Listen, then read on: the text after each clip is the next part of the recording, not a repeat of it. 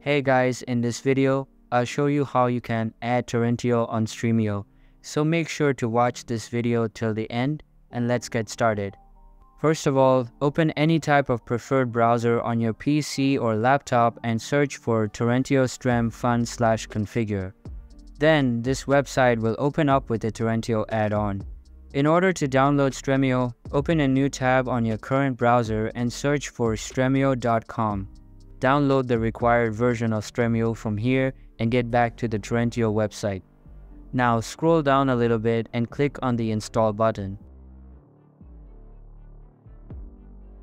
Stremio app will launch up. Simply tap on the install button again and that's it. Since I have it installed already, I will just close it.